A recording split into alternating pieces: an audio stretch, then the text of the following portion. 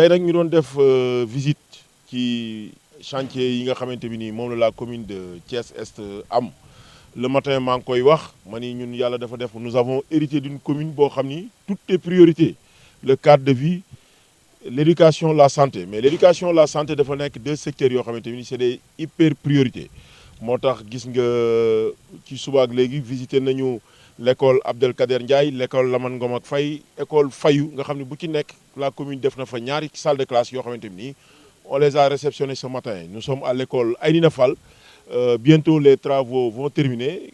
les ouvriers sont en train de s'atteler au carrelage et d'ici 10 jours inchallah les salles de classe là aussi dinañ leen réceptionner ngeen gis niñ tax aussi nous avons procédé à la pose de la première pierre du poste de santé de la cité Kër Khadim d'un coût de 79 319 000 francs. Nous procédons à la pose de première pierre aussi du poste de santé de Fayou, hein, d'un coût de 72 millions aussi. Donc loolu la commune bu ko defee dafa bëgg a wane rek la commune est aux côtés des populations li nga xamante ni moom mooy priorité wu population yi ci ñun ci dynamique boobu la ñu inscrire pour le satisfaire et c'est l'occasion aussi de remercier et de féliciter l'entrepreneur Moustapha Ndiaye de EFA pour la qualité des travaux des salles de classe qu'il nous a livré ce matin. Donc loolu aussi c'est extrêmement important parce que joxe ay marché baax na mais que ñi nga xam ne ñoom la ñuy jox marché yi aussi ñu xam ni ñi ñuy liggéeyal li ñuy xaar mooy ñu livrer leen des travaux de qualité donc ñu ngi xaar fii ak ay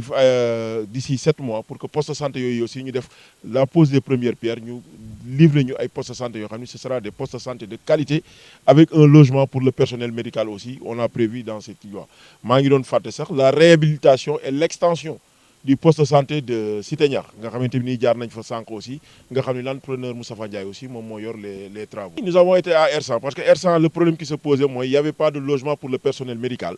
donc nous avons dû négocier avec la case des tout-petits pour defaral leen un bloc sanitaire pour mën a libérer de l'espace pour mën fa defal un logement ICP boo xam ne 3 chambres lay nekk avec bu nekk ànd ak salle de bain et un grand salon. Donc loolu aussi c'est la commune moo ko réalisé à travers le fonds PACASEN. bëri na ay nit yu ñuy am yay feebar yu ndaw wala gaañu yu ndaw nit ñi dañuy waaxu rek daw dem hôpital régional loolu dafay tax hôpital bi dafay fees maintenant pour désencombrer l'hôpital dañu bëgg koñ bu nekk mu am un poste de santé qui fonctionne un poste de santé de qualité nous voulons même tendre vers des districts de santé des centres de santé mais du ñu yem foofu rek parce que nous avons déjà lancé l'appel d'offres et avant le 15 septembre nous allons recevoir avant le 15 septembre dinañu réceptionner 8 appareils échographie nous avons 8 postes de santé bu nekk dinañ la jox un appareil échographie parce que dañuy gis mooy jigéen ñu wérul ñi dañuy jugee ci poste de santé bi ñu fa demee dañ naan ñoom mënuñu def échographie parce que amuñu ni ko te bu ñu demee di ko def ca l'hôpital ba day xaw a cher ci ñoom donc li ñu bëgg mooy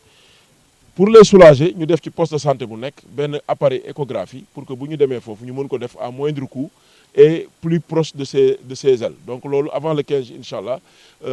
dinañu réceptionner ces appareils échographie yooyu nga xamante ni waa Suisse Pharm ñoom ñoo ñu koy livrer inchallah. ci effectivement directeur d'école yëpp ak parents d'élèves yi ñaxtu bi benn la mooy école yi bëri na ay élèves école yi amul gardien. école yi bloc sanitaire yi de tax ko amuñu ay femmes de charge yu koy toppatoo mais loolu engagement la bu ñu jëloon bi ñuy dem ci élection yi dinañu fexe ba bépp école rek dina am gardien am femme de charge buy toppatoo yooyu gis nañu ci école yi nag am na yuy tanante boo ñëwee fu mel ni école Aïdina Fall bi l'état de délabrement de l'école est extrêmement avancé donc foofu aussi dinañ fi jéem a dox ay jéego incha allah li ñu bëgg rek population yi xam mooy suñu commune la boo xam ni ressources yi tax ko bari trop mais malgré le défaut de ressources dinañu fexe ba lépp lu ñu am rek ñu fexe ba mu delluwaat ci askan wi mais loolu dañuy ñaax askan wi aussi ñoom it ñuy participer parce que un budget ay dépenses la mais ay recettes la aussi pour ñu mën a am ay recettes il faut que ku ci nekk ngay acquitter wu de tes impôts parce que li ñuy wax naan tubaab di wax ni impôt moom c'est un appauvrissement personnel au profit de la communauté bu ñu bëggee tabax école Aïdina Fall ay salle de classe te waa Aïdina Fall nangu ju fay l'impôt loolu dina xaw a compliqué donc il faut population yi ñëpp jàpp ci ñu xam ni ñoom ñoo ñu fi teg ce n'est pas parce que ñun nous sommes plus méritants mais ñoom ñoo ñu fi teg jiital ñu pour que ensemble ñu mën a ñog-ñogal suñu gox bi et loolu je crois que il faudra que ñëpp jàpp ci. Nous avons déjà le financement c'est un financement de l'ADM financement wu ADM la donc ñu financement bi am nañ ko mais site buñ ko tabax lañ amul woon le conseil municipal voté woon na benn délibération ba ñu jël benn espace bu mitoyen à la case des tout-petits des champs de course ni fa lañ koy tabax mais le préfet pour autorisation de construire bi le préfet daf ni ñu il faut une autorisation express du ministre des sports loolu boo xoolee man mii sama bopp yamuma ci bind parce que bi ma ñëwee comme c'est un projet boo xam ne dafa ma tenir à cœur fu ne dugg naa fa dem naa ci sax ba dem ba ci njiitum réew mi pour que ñu mën a rek ñu mën a am autorisation pour bañ projet boobu rëccu ñu parce que dañuy ki ko financé dañuy bu ñu amul fu ñu ko def dañ koy jël yóbbu ko ci beneen koñ mais ba tey jii may wax ak yow ce matin rek bi may ñëw ci oto bi maa ngi envoyé message ministre des sports di ko rappeler projet boobu pour que ñu mën a jot ci autorisation de construire bi pour mën a tabax CEM boobu parce que foofu R100 amul un CEM te xale yi fu ne la ñuy jógee di dem ci yeneen koñ yi koñ bi mel ni am R100 war na mën a am CEM Cité Lamy aussi war na mën a am CEM ci yooyu la ñu nekk du ci travail te bëgg nañu autorité étatique yi ñu xam ni l'État c'est une continuité que ñun la commune c'est la continuité de l'État ñun dañ fi nekk pour askan wi donc ñu jàpp ci pour que loolu ñu mën a ko égale projet yooyu nga xam ne am nañ ko. non pour les champs de course déjà je pars sous le témoignage maa ngi wax ci témoignage secrétaire municipal moom xam na ni du foofu moom ci yi jëm foofu du chaque jour dama koy importuner bi ma gisee ci ëttu sportif bi ma bokk que ni nit ñi ñu ngi doon plaindre ci état d'ensablement wu terrain bi dama ko wax ni ko le plus rapidement possible nañ ko dindi et champ de course domaine nañ fa un directeur un comité de gestion laay wax sous la houlette de notre frère Ousseynou Djité mu ànd ak Moussa Diouf bu dëkk R100 pour ñu commencer ku dem champ de course di nga gis ni am na ay amélioration par rapport à la qualité de la lumière d'abord parce que ñun ay sportif lañ et suñu mëbët mooy ñu def fa un terrain synthétique def fa aussi ñaari terrain de basket